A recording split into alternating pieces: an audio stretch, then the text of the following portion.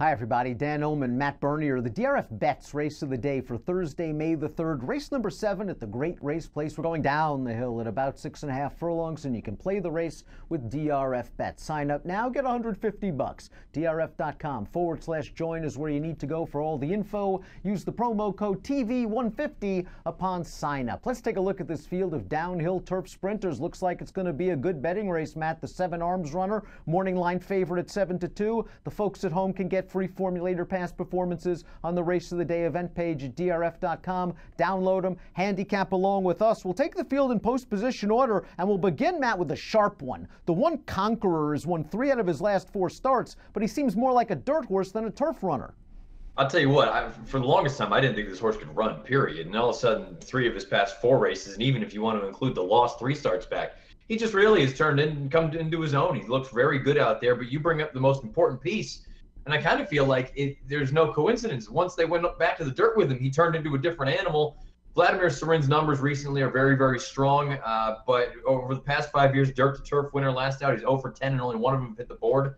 This is the kind of horse that if he beats me, so be it. But it's tough. He's another interesting sort of player in a race that you can go 15 different ways in a 10-horse field. The number 2 is Ann Arbor Eddie. And Ann Arbor Eddie was a very precocious 2-year-old multiple stakes winner as a juvenile. Not sure he's moved that much forward as he's gotten older, but he's also been put in some tough spots. As we look at his 3 turf races, you could argue he's completely dirtied up. No chance really in both the Twilight Derby and the Hollywood Derby against better horses at distances that were too long for him. And last time out in his first start of the year, they turned him back to a sprint, which is what he wants, and he just got caught up in a wicked pace battle with Fly to Mars. He actually got the better of Fly to Mars in that race. The question is, Fly to Mars is in this race again. Are they going to hook up again?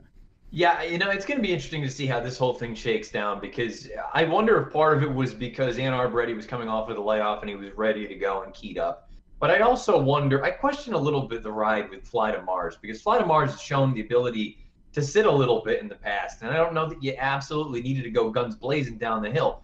Having said that, with Ann Arbor Ready to the inside, if they want to go on with it, I'd like to think that the 3 is going to sit a little bit this time. Maybe he pushes the pace, but they don't get into just an all-out battle like they did last time. I still think Ann Arbor Eddie's better on dirt than he is on turf. He's one of the rare square Eddies, I think, that are better on the dirt surface. But at the same time, it's not like he's incapable on turf, although he's never hit the board in 3 lifetime starts. I think he's going to move forward here in the second start. Here's a formulator fact for Ann Arbor Eddie's Kentucky Derby winning trainer, Doug O'Neill. Over the past 5 years with older turf sprinters making their second start off a layoff and optional claiming races at Santa Anita, surprising number, 0 for 21. Here's Fly to Mars, the number 3, and Fly to Mars again compromised as the favorite by that wicked speed duel last time out. In the Clocker's Corner 2 starts back, boy, I thought he had a trip. He was down inside and he got in all kinds of tight at about the 5/16 pole. He had to ease to the outside very, very late in the game when the race was probably already decided and Calculator had it won. He finished well, he galloped out great, and you can argue if he runs that race, he's a very likely winner.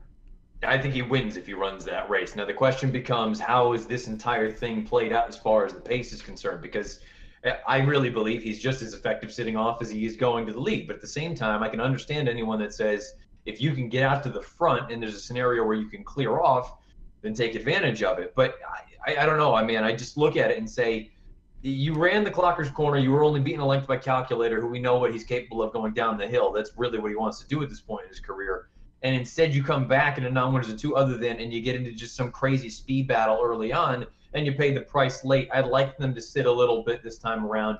We'll find out what the bug does this time up. The fly in the pace ointment might be the number 4 Acceptance, as we see from our Timeform U.S. pace projector.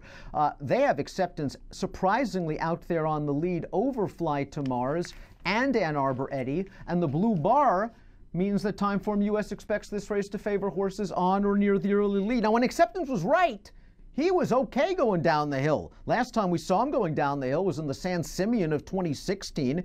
He got beat 3 lengths. It was a race where Stormy Liberal finished second. All that horse did was then run 4 in a row, 5 of his next 6, including the Breeders' Cup Turf Sprint.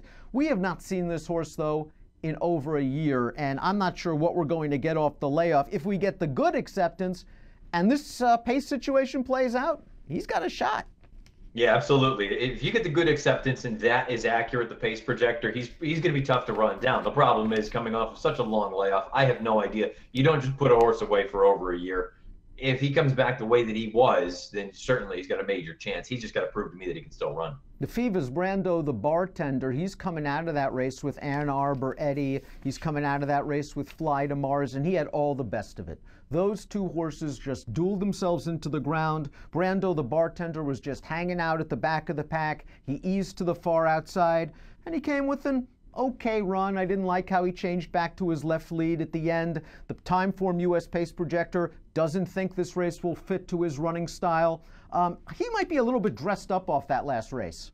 Yeah, I was going to say you had a lot of things go your way most recently, and I understand you've had a couple of next out winners exit that heat, but at the same time, for the reasons you laid out, I just kind of feel like he's up against it. I've always liked this horse a little bit. Personally, I'd like to see them stretch him back out in distance to a flat mile. We like turnbacks going down the hill, and the 6 Simple Man fits the bill. He competed in a 1-mile race most recently, a race in which there really wasn't much pace up front, and Simple Man, a mid-pack runner, couldn't make up any ground. It was a decent race as well. Kenji Storm came back to finish 3rd in the Grade 3 American Stakes. 2 starts back going down the hill at this level. Simple Man ran well, a 90 Beyer speed figure. He was swung widest turning into the stretch, and it took Double Touch, a nice downhill turf sprinter, to outfinish him. That race, though, featured a fast pace, which played to closers like Simple Man.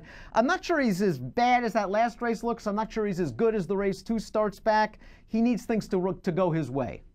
Yeah, I kind of feel like you're looking at that sweet spot for him in that mid to high 80 range. I don't think that's fast enough to win in here, but I suppose coming from off the pace, if he comes with a little bit of a belated run, maybe he's one that you can sneak in underneath as far as exotics are concerned. The number 7 Arms Runner was the bee's knees for Peter Miller when he made 2 starts down the hill around this time in 2017. A very impressive debut win, then a win in the Desert Code Stakes with a 95 Beyer speed figure. Not bad for a second-time out 3-year-old.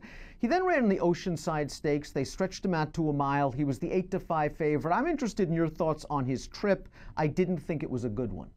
No, and I just don't know for a combination of things. I thought initially he would be hustled out of there to try to be forwardly placed, and he wasn't. He was never really close to it at any point, and then the trip obviously just didn't work out from then on. But there's also got to be something more to it than that, because he's been gone since that race. And usually, again, you don't lay up good horses for such a long time unless something goes wrong. I could be wrong. I believe he is the younger brother to Calculator, and we just spoke about Calculator, where going down the hill, that seems to be his bread and butter. The 2 horses, the 2 races, I should say, that this horse has run down the hill, I thought they were both awesome. His career debut, and then he came back and he won that Desert Code.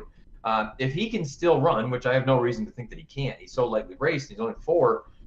You can make the case that if he comes back and shows the form that he had showed in those first 2 starts, he's the most likely winner of this race. He's trained by Peter Miller. Tristan's Trilogy used to be trained by Peter Miller, now with Rafael Becerra. He comes out of that Simple Man sprint race on February the 23rd. Tristan's Trilogy was close to that fast pace. Simple Man was farther out of it. Simple Man was benefited, perhaps. Tristan's Trilogy might have been compromised somewhat. 2 back on New Year's Eve, Tristan's Trilogy was a winner, but for the most part, this horse has been a bit of a disappointment. 2 for 17 lifetimes. Very difficult to trust him, but it should be noted that both of those victories came going down the hill. I suppose he could work in a decent trip in here if you think he can sit sort of in that second flight and try to get the jump on the closers and possibly take advantage of any sort of pace development up front, but he is more of a nibbler.